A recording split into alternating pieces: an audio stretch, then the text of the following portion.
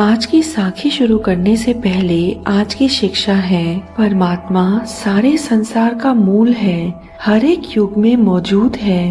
यानी परमात्मा भूतकाल में भी था, वर्तमान में भी है और भविष्य में भी रहेगा। उस परमात्मा के गुणों का किसी ने भी अंत नहीं पाया है और वह हर जीव में एक रस व्यापक है। सभी धर्मों ने उस परमात्मा का रूप कुछ इस तरह बताया गया है, जैसे जंगल में चंदन का पौधा होता है, उसकी संगति से साधारण वृक्ष भी चंदन बन जाता है, वैसे ही वह परमात्मा सभी जीवों का मूल है। उसकी संगति में साधारण मनुष्य भी गुणवान बन जाता है। हे मेरे परमात्मा, तू पारस है, तेरी संगति में सोना बन गया हूँ। तू दया का घर है। मैं नामा यानी भक्त नामदेव सदा स्थिर रहने वाले प्रभु में लीन हो गया हूँ। इस शब्द का भाव है कि जो प्रभु का नाम जपते हैं उनमें भी परमात्मा वाले गुण पैदा हो जाते हैं।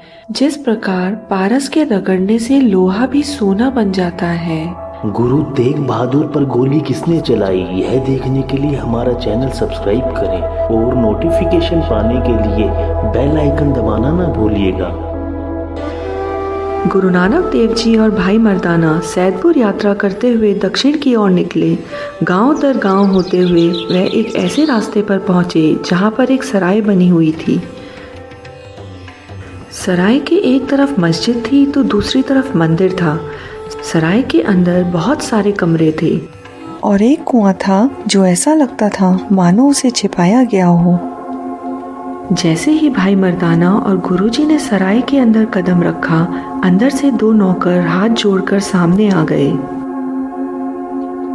आइए आइए महापुरुषों, आपके चेहरे का तो तेज देखते ही बनता है। यह आपकी ही सराय है और हम आपके ही नौकर। आप अपने चरण कमल यहाँ लाए, आपका बहुत बहुत स्वागत है। भाई मर्दाना मन ही मन सोचने लगे, गुरुजी मेहर करें। वैसे तो गुरुजी कभी भी सराय में नहीं रुकते, पता नहीं आज हम सराय में क्यों आए हैं। गुरुजी रक्षा कीजिए। गुरुजी से कोई बात कैसे छिपी थी, उन्होंने मर्दाना के मन की बात जान ली। उन्होंने मर्दाना से कहा, मर्दाना डरो मत, हर घर ईश्वर का घर है, अगर यह नहीं है तो बन जाएगा। गुरुजी और भाई मर्दाना को एक बहुत शानदार कमरा दिया गया। दोनों नौकर वहां से चले गए थे। तभी वहां एक लंबा चौड़ा व्यक्ति आया। स्वागत है, मेरी सराय में आप लोगों का स्वागत है। मुझे ईश्वर ने आपकी सेवा के लिए ही भेजा है। मेरी सराय संतों और फकीरों के लिए हमेशा खुली है। मेरे अंदर ना कोई लालच है ना कोई इच्छा। यह तो बस भगवान का घर है। एक तरफ मंदिर है तो दूसरी तरफ मस्जिद है, दोनों भगवान के घर हैं। इतने में ही दोनों नौकर गर्म पानी ले आए।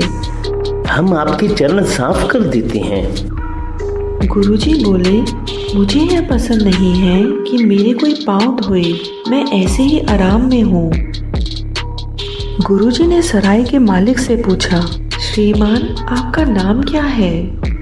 मैं सबका मित्र हूँ। सबका मित्र तो वह परम पिता परमेश्वर है। अरे मैं तो सिर्फ एक नौकर हूँ, मेरा नाम सज्जन है। गुरुजी बोले, आगे क्या लगाते हो, दास, राम या लाल? मुस्लिम मुझे सज्जन शेख कहते हैं और हिंदू मुझे सज्जन राम कहते हैं। वैसे मैं दोनों का सेवक हूँ। दूसरी ओर भाई मर्दाना मन ही मन सोच रहे थे, इस सराय के कोने कोने में डर का वातावरण है। चाहे वह सज्जन हो या उसके नौकर हो, चाहे मंदिर हो या मस्जिद हो, सब जगह डर का वातावरण है। नौकर और सज्जन दोनों वहां से चले गए। जब गुरुजी मस्जिद की ओर जा रहे थे तो उन्होंने देखा भाई सज्जन नमाज पढ़ रहा है। इसके पश्चात सज्जन मंदिर में गया और पूजा करने लगा। पूजा करने के बाद वह खुद गुरुजी और मर्दाना के लिए भोजन लेकर आया।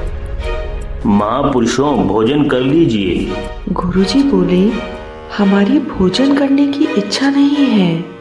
अरे आप तो मेरे मेहमान हैं और मेहमान तो भगवान के समान होता है। अगर आप भोजन नहीं करेंगे तो मुझे तो पाप लगेगा। गुरुजी बोले, तुम्हें पाप नहीं लगेगा, परंतु अगर तुम भोजन खिला दोगे तो तुम्हें पाप लगेगा।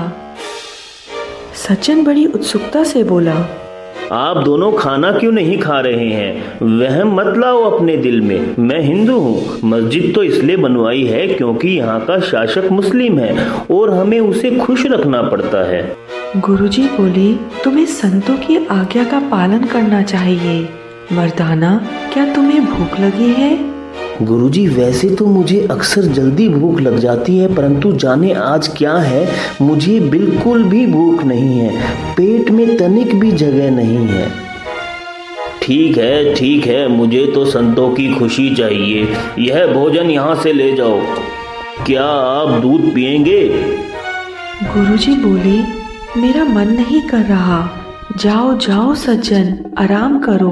कभी कभी जब मछली पकड़ने वाला मछली पकड़ने के लिए जाल बिछाता है तो उसमें मछली की जगह मगरमच्छ फंस जाता है। क्या कहा? यह क्या बात हुई? मुझे कुछ समझ नहीं आ रहा। आपके मन में मेरे लिए कोई बुराई है? तुमने हमें आसरा दिया, खाने के लिए भोजन लाए, तो मैं तुम्हारा बुरा कैसे सोच सकता हूँ? जाओ और तुम भोजन कर लो, सो जाओ। सज्जन अब घबरा चुका था। उसने तुरंत अपने नौकरों को बुलाया और उनसे वार्तालाप करने लगा। तुम लोगों को क्या लगता है, कौन है यह इंसान? पैसे वाला सेठ है, संत है या कोई जासूस? मेरी नजर में तो यह कोई संत है और लगता है उन्होंने उपवास किया हुआ है। इसके पास कोई धन दौलत नहीं मिलेगी। हम लोगों को उन्हें अकेला छोड़ देना चाहिए। नहीं, तुमने देखा नहीं उसके चेहरे पे कितना नूर है? ऐसा नूर तो सिर्फ धनी लोगों के चेहरे पर आ सकता है। अरे सुना नहीं उसने क्या कहा? कभी कभी मछली पकड़ने लगते हैं तो मगरमच्छ आ जाता है। मानो ना मानो वह जासूस है। यही अच्छा होगा हम उन्हें मार दें और फिर गाड़ दें। यह जरूर ही कोई जासूस है। वहीं पर एक महिला भी थी। वैसे तो आप सभी लोग मुझे मूर्ख मानते हैं, परंतु मैं आप सभी लोगों को बता देती हूँ, वह कोई सामान्य मनुष्य नहीं है। जरूर वह कोई सिद्ध पुरुष है। तुमने ऐसा क्या देख लिया? क्योंकि मैं जब उनके पास गई थी तो मैंने उनसे कहा था, आपको देखकर मुझे सहानुभूति हो रही है। तो उन्होंने मुझसे कहा, अगर तुम हमसे सहानुभूति ना भी करती तो भी ईश्वर तुमसे सहानुभूति करेंगे। अब आप लोग खुद ही समझ जाओ, कोई सामान्य मनुष्य ऐसी बात नहीं कह सकता। वह जरूर ही कोई पहुंचे हुए सिद्ध पुरुष है। अरे मूर्ख महिला, पता नहीं तुम क्या बोल रही हो। इस जमाने में कोई भगवान का स्वरूप नहीं होता। सभी सिर्फ अपने बारे में सोचते हैं। इस जमाने में अगर कोई अच्छा इंसान था तो वह बस मैं था और तुम लोग थे। संसार के साथ इतना भला करने के पश्चात भी हमें क्या मिला? कुछ भी तो नहीं। यह सब देखने के बाद मैंने यही निष्कर्ष निकाला है, जो जितना बड़ा पापी है वह उतना ही बड़ा आदमी है। यह बात मैं नहीं मानता कि कोई संत होता है, परंतु जाने क्यों आज मेरा दिल भी डर रहा है। पता नहीं वह मेरे से बड़ा मगरमच्छ ना निकल जाए। तुम लोग जो कुछ करना चाहते हो करो, पर मेरा फर्ज तो तुम्हें रोकना है। अरे चुप करो, बहुत दिमाग खा लिया।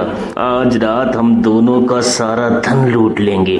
दोनों का गला दबाकर उन्हें भी वैसे ही मार देंगे जैसे हमने सैकड़ों लोगों को मारा है। हाँ, उन्हें मारकर अपने खुफिया कुएं में डाल देंगे। अगर धन मिलता है तो अच्छी बात है, नहीं तो जैसे 100 मरे हैं 102 हो जाएंगे। सज्जन अपने कमरे में आंखें बंद कर रात होने का इंतजार करने लगा। जैसे ही उसने आंख बंद की उसे डर लगने लगा। जाने क्यों आज की रात काटना उसके लिए भी क्यों मुश्किल हो रहा था। इतने में ही उसकी आंख लग गई और उसके सपने में वह सभी लोग आने लगे जिनको उन्होंने मारा था। दूसरी ओर भाई मर्दाना ने भजन गाना शुरू किया। कर्म जो तूने किए हैं बुरे, फल उनका तू पाएगा। क्या लाया था सज्जन तू और क्या लेकर तू जाएगा, क्या लेकर तू जाएगा।